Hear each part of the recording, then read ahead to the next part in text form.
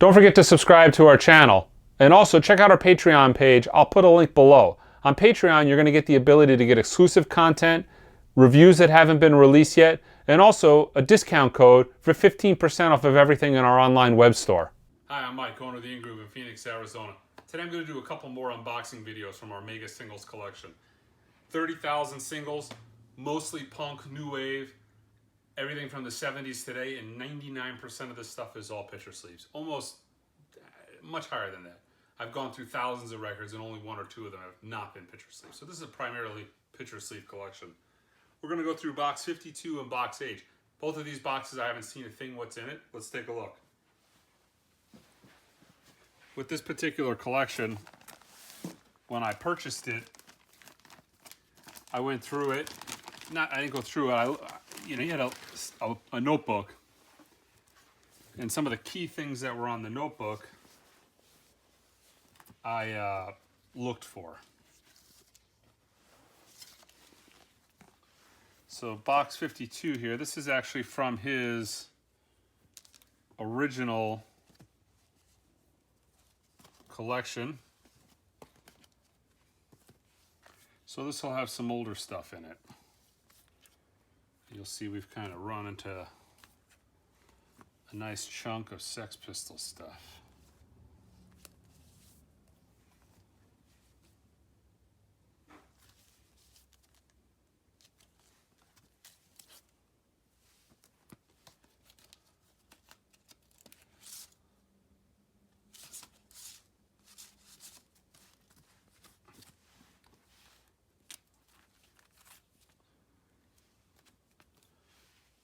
Cool, some of the imports. German Anarchy. Got here Pretty Vacant.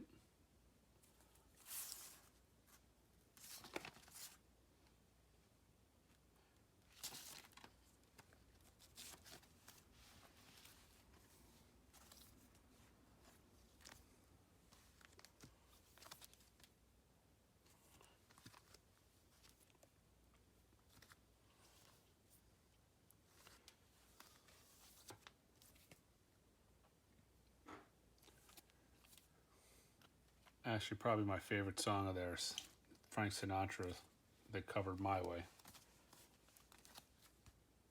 Well, even My Way in itself was a cover, I guess, by Frank Sinatra, but I really dig the Pistols version.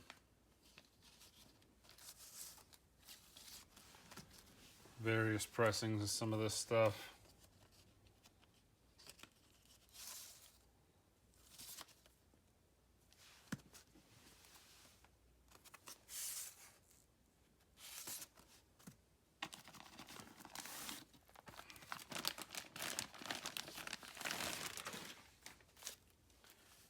Shakes.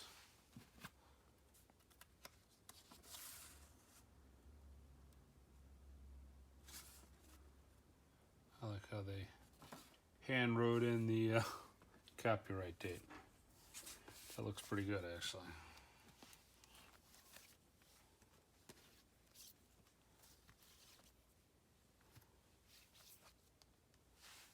Man, that's heavy. What is there? A couple records in there.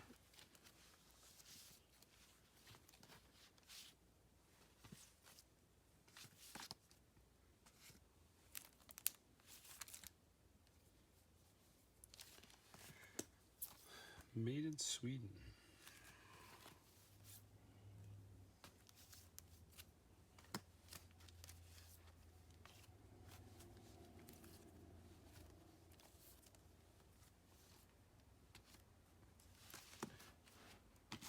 All right.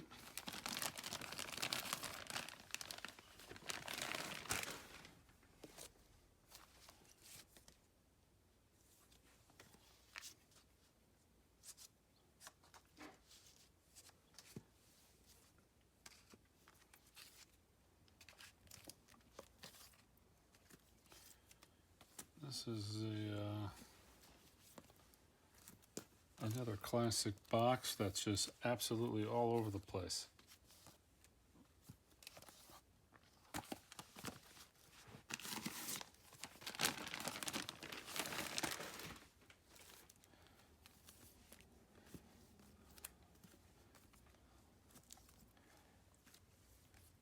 part of me definitely didn't want to break up this collection. You know, I thought about it when I got it. I'm like, I should just keep this and have one of the best singles collection in the world. Then I thought to myself, I don't really listen to singles. I mean, record collecting for me is really, I'm not really a collector. Although I have an absolute massive amount of sound, it really is about music and actually, you know, sound quality. The reason I have 30, 40, 50 of a particular record is that was just my quest to say, hey, you know, this one here sounds the best.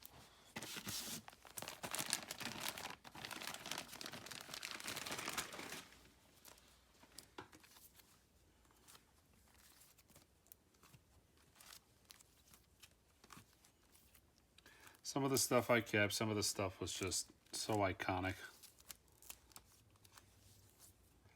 you know, that I had to just, some of these singles in here I've just not been able to let go.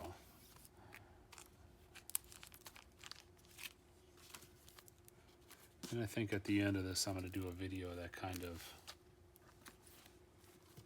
of like a highlight video of the best stuff that's come out of this collection.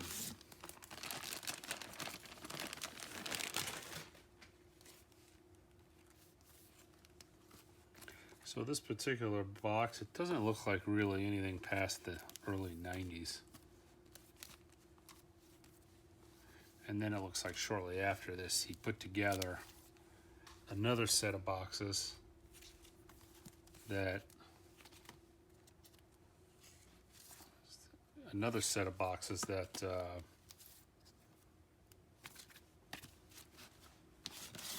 kind of started all over again, A to Z, and he just never backfilled.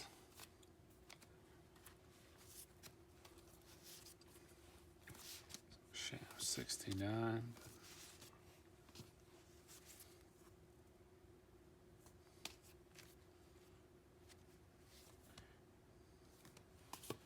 Big time into UK stuff. A lot of it in this collection.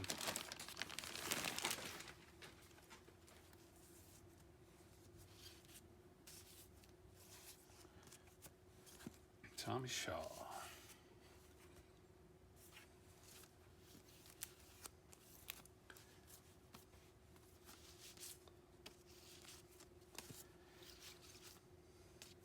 Sandy Shaw.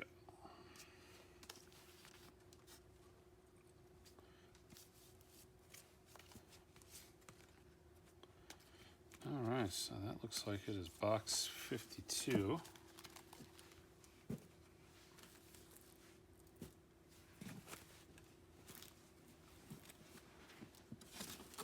Move that stuff out of the way. Now let's look at box H. So that particular last,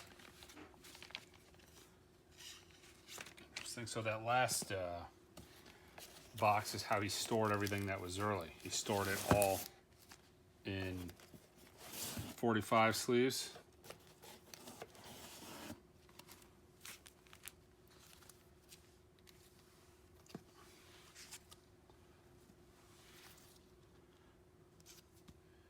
Nice Green Day stuff. Green vinyl basket case.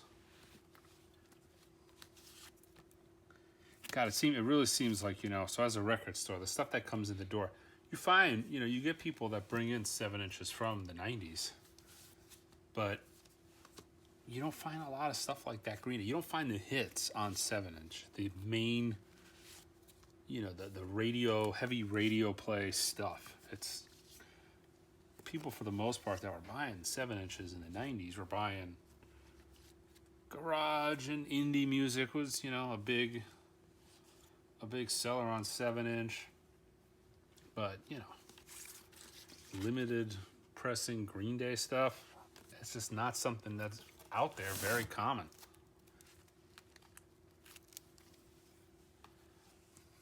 And you know, some of these bands are gone into iconic status, and people want the hits. Surprisingly, you look at the 80s singles scene, you know, people don't want the hits. They want, you know, the more obscure, the more private press stuff.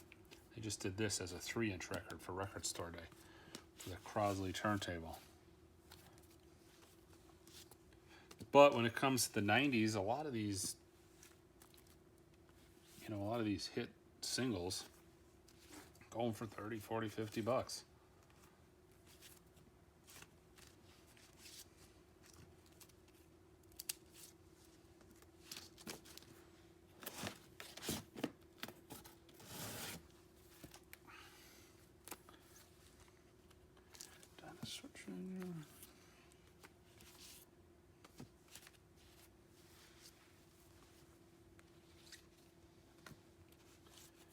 But, you know, this guy lived in Seattle, and I'm telling you, it had to be one of the few places in the United States you could go to a record store and actually buy this type of stuff. You know, I grew up in Florida in the 90s, and I had a record player before I had a CD player, even though that was not the norm. And stuff like this just absolutely did not exist. You did not go into a record store in the mall in my hometown and find 7-inch singles. You know, you would find maybe 10 or 12 records of Beatles Abbey Road, or, you know, maybe a Pearl Jam album, you know, the major stuff you could go in and you could find on vinyl. But there was no stores, you know, when I was a teenager within 100 miles of me that had any of this kind of stuff. And I'm sure that was the case for a lot of cities around the United States. You know, you went into some of the coastal towns, LA, New York, Seattle, Portland, you know, there was probably you were in a much better position to get this kind of stuff. Hence the reason he has as much of it as he did. And none of this was bought really online or in the internet era. Talking, like I said, to the guy who owned this, all this stuff was picked up in record stores. Very little of it at the end. He would get a thing here, you know, something here or there. But for the most part, this is all Record Store Day picks.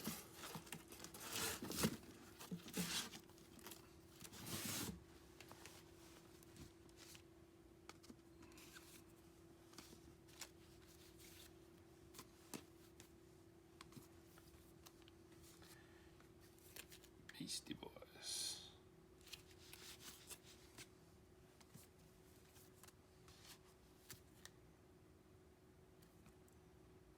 Pedal servers.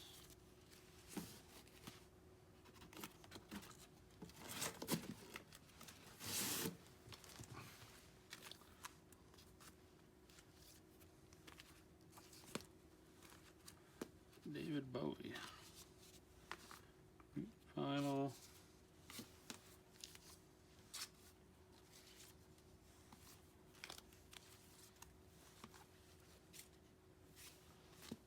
Alice in Chains.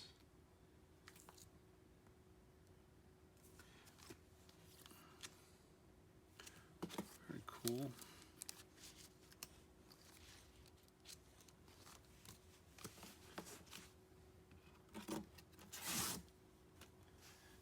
Beastie Boys.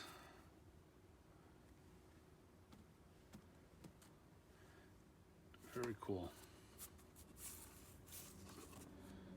Sabotage is the B-side.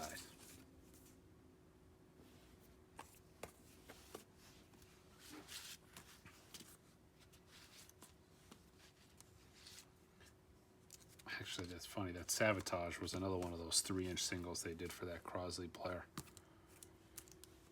All right, guys, I'm Mike. Don't forget to subscribe to my channel. Until next time.